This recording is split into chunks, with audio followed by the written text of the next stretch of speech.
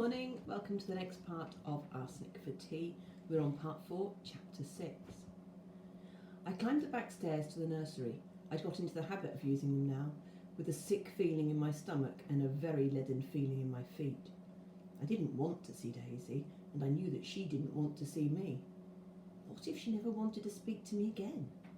I wondered whether we should give up on hunting for the murderer. After all, no one apart from Lady Hastings was upset about Mr. Curtis, and even she would probably get over it in time. I felt terrible for thinking it, but there it was. I decided to tell Daisy that we were going to pretend none of this had ever happened. We didn't even need to pay attention to the cup. The police could look at it when they arrived. But when I pushed open the door of the nursery, it seemed to be empty.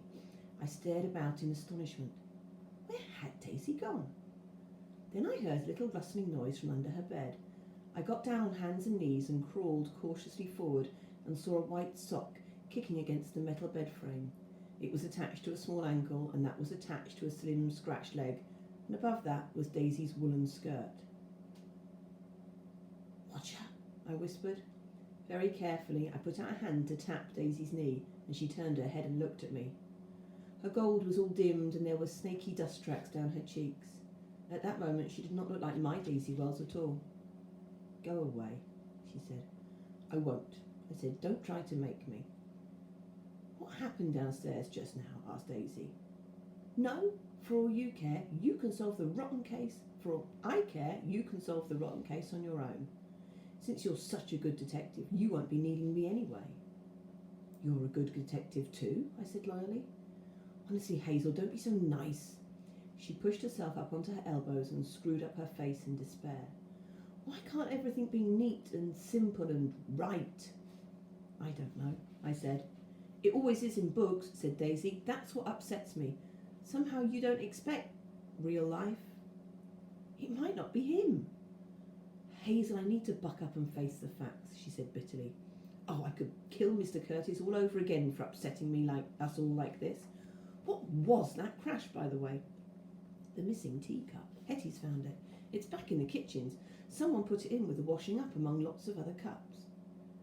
Hey, Daisy's head bumped against the bed springs. "What?" she said. "It's back?" "Yes, I'm sorry, Daisy. It's all muddled in with the other dirty things, so we won't be able to use it as evidence now." But Daisy didn't look sorry at all. Suddenly she was fizzing all her Daisy-ishness back with a vengeance. "But Hazel," she cried, "don't you see? This changes everything. If the teacup is in the kitchens, then Daddy simply didn't do the murder." "I don't follow. Daisy, your father was downstairs just now. He could easily have put the cup back in the kitchens." Daisy bounced and the bed springs clinked again. She edged out from under the bed. "Ouch! No, Hazel, listen. It wouldn't occur to Daddy to put the teacup back where it ought to go. If he'd taken it, he'd keep it hidden, I don't know, in his wardrobe, or do something silly and dramatic like burying it in the garden. He'd never hide it somewhere as sensible as the kitchens. This is the evidence I was hoping for. He's innocent." "Polly, be quiet." I thought about Lord Hastings' untidiness. His jackets and walking sticks and hats were scattered all over the house. Daisy's not always logical, but she has a sense about people, and in this case I realised that her sense might be right. "But who did it if he didn't?" I asked. "Well," said Daisy, "Miss Alston has a tremendously tidy mind. And let's see, Aunt Saskia behaves as though she's too silly for words, but really she is perfectly intelligent and resourceful. Hazel, I was wrong. We can't stop now. We simply can't. Daddy looks guilty. I see that, and that's what the police will think once they arrive. What happened to the teacup proves to me that he didn't do it, but it won't prove anything to anyone official. We have to save him from himself. Daddy gets so terribly nervous. Once some silly old lord asked him a question in the middle of a speech in the house, and Daddy got apoplectic and called an insufferable popinjay in front of everyone. He refused to answer anything and had to be disciplined." "What is a popinjay?" I asked. "Goodness, a sort of parrot, don't you know? The point is, we've seen from our recreation and from our investigation in general how guilty Daddy looks. The police will fix on him at once, and then he'll respond by behaving like the guiltiest man alive. If we don't help him, he'll be in jail in the blink of an eye." "All right," I said. I knew I had to back her up, and I did see what she meant about Lord Hastings. "But what shall we do about it?" "Well, For the moment, you'll just have to trust me, said Daisy, brushing herself down in a most businesslike manner. Come on, let's go down and find our assistant so we can inform them about this important development. We've ruled out another suspect. But as I raced to follow Daisy down the stairs, I couldn't help worrying. I believed her about the teacup, but I didn't see how we could prove it. And even if it was not Lord Hastings, that left 5 suspects, 4 of them in Daisy's family. I still felt that this case was not one that we would like solving. All the same, I was glad that the Daisy in front of me was my Daisy again, ridiculous and brilliant and mad. And superstitiously, I felt that Daisy in that sort of mood could solve anything. Chapter 7. As we reached the bottom of the stairs, the hall telephone rang and Chapman limped out of the drawing room to answer it. He stared at us with a not particularly friendly expression on his face. Hello, he said. Indeed it is. Yes? No. Yes. Certainly, sir. I shall just fetch her. Then he held the mouthpiece away from his face as though it might bite him and called, Madam, telephone! There was no answer and Chapman sighed, put down the receiver and shuffled away towards the library. As soon as he'd gone, Daisy pounced. She was obviously still in an extremely buoyant mood. She pressed the receiver to her ear and the mouthpiece to her lips and shouted, Hello? Inspector Priestley? Hello? Oh, who is this? No, I'm not Lady Hastings. Goodness, how old do you think I am? Who are you? Where's Inspector Priestley? You're being awfully lax, you know. You should tell your inspector that if he doesn't hurry up and get here quickly, we will have solved the case before him again. Yes, we will, and you can tell him that Daisy Wells says so. Don't you laugh at me. How rude! If you were my policeman, I should demote you. Oh, Mummy's here. Bother. Tell Inspector Priestley. Lady Hastings wrenched the phone out of Daisy's grasp. Apologies, Inspector, she said breathlessly. My daughter... Oh, who is this? Where is Inspector Priestley? Really, I do think we are being shoddily treated. Don't you know who I am? Yes, I know there are floods, but you ought to have been here hours ago. We've got a poor man's body simply mouldering away upstairs, and we've been sent no support, and oh, you are coming. You'll be here tomorrow morning. Well, I must say it's not a moment too soon.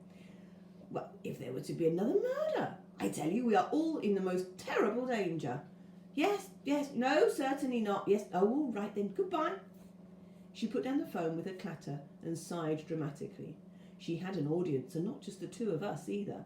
While she was talking, the drawing room had opened again, and Aunt Saskia's large face, all set about with earrings and scars, had come poking out, a distinctly sharp and suspicious look on it under its puff of hair.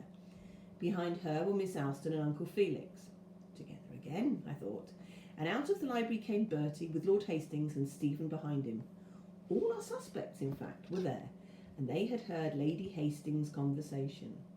I saw Kitty and Beanie pop their heads round the door to the kitchens. Even they were listening in. The police are on their way, said Lady Hastings unnecessarily. They think the flood will be down by morning. We shall get to the bottom of this horrid business at last. Mother, you are an idiot, said Bertie. I think what Bertie means, said Uncle Felix, is that if you do get to the bottom of this, you might not like what you find. Oh, do be quiet, all of you, cried Lady Hastings. I know what you're trying to say, and I don't care. Dennis has been murdered. I know you all hated him. He told me about the fearful argument you had with him, George, and about you threatening him, Felix, and his watch. I haven't seen it. Have you, Saskia? Dennis had no secrets from me, and I shan't hide anything from the police when they arrive tomorrow. Aunt Saskia gasped. Miss Alston squeezed her lips tight shut, as though she were trying to stop words escaping. Bertie crumpled up his fist and slammed it into his open palm. Come on, Stephen, don't just stand there, he said furiously. I don't much feel like being in present company any longer. Lord Hastings was standing stock still in the library doorway. He had turned a very funny puce colour. His hands were clutched together over his bulging stomach and his mouth was open. But Margaret, he said, you can't simply think of the family, Margaret. Oh, family, said Lady Hastings rudely. Bother family. Now, Chapman, stop gaping like an idiot and go and see to dinner. Chapter 8. Everyone retreated upstairs except Uncle Felix, who went towards the billiard room, and Miss Alston. She narrowed her eyes at us, tapped her wristwatch and said, Almost time, girls. Be in the music room in 5 minutes. Whether or not she was guilty, she was certainly menacing. I must just get something from my room. Don't be late. She turned and went striding purposefully up the stairs, handbag swinging on her arm as always. The air felt thick. Or perhaps I was just not breathing very well. I couldn't do it, I thought in a panic. I couldn't behave as though everything was normal when Miss Alston might have murdered Mr. Curtis and want to murder us all. "Buck up, Watson," whispered Daisy, and she squeezed my hand sharply. "She shan't hurt us. Detective Society forever." No matter how frightened I was, I couldn't let Daisy down. I took a deep breath and nodded. "Kitty, Beanie," called Daisy, "time for lessons." Her voice didn't shake at all. Sometimes I think Daisy is quite marvellous. Kitty and Beanie popped out of the kitchens again, both looking as worried as I felt. "Buck up," said Daisy. Kitty seized hold of Beanie's arm and marched her forward, but before we halfway across the hall, Beanie gasped, "No, I won't, I don't want to," and made a frantic dive for the library. We rushed after her and found her huddled behind a sofa whimpering. "Honestly," said Daisy. We were still trying to decide what to do about her when the door opened again and Bertie barged in. "Hello," he said, frowning. "Forgot something. What's all this then, Squashy?" "Beanie's being silly," said Daisy, not looking at him. "Go away, Bertie, it's a girl thing." "She's not upset about Mr. Curtis, is she?" asked Bertie. "You know there wasn't really a murder, don't you? Mummy's just being an ass. Mind you, if someone did kill Curtis, we all ought to thank them." "Stop it," snapped Daisy. "Don't be an idiot. You're making yourself sound fearfully guilty." Bertie glared at her for a moment, and I was afraid that he was going to do something awful, like shout or strike her. But instead of that, he opened his mouth and roared with laughter. "Squashy," he howled. "What on earth? Me guilty? You infernal little idiot. Why would I kill a bounder like Curtis? He was mud on my shoe. I'd never imagine risking the noose just to bump off Curtis." "But Mummy," cried Daisy, her front quite down for a moment. "She and Mr. Curtis." "Mummy," said Bertie, "can do whatever she chooses. I've given up long ago, and if you had any sense, you would too. Daisy, if I was to bump off all of Mummy's idiotic boyfriends, I'd be a murderer 10 times over by now." "That isn't true," said Daisy. I put my hand on her arm. How awful. Poor Daisy. "Of course it is," said Bertie. Footsteps came from the room above us, beating out his words terribly. "Don't you know anything?" "You go away, Squinty, you awful beast," Daisy shouted. "Don't you say that to me." It was at that precise moment that we heard the most awful shriek from the first floor, then a terrible thudding sound. It hung in my ears like a blow. We stood still, and I counted 10 beats of my heart in my head, the only noise in the whole silent house. Then there was another shout. "Help!" roared Uncle Felix's voice from the hall. "Quick, help!" "Oh, what is it?" cried Beanie, clutching at Kitty's sleeve. "Don't ask," said Daisy. "Hurry up! Something's happened."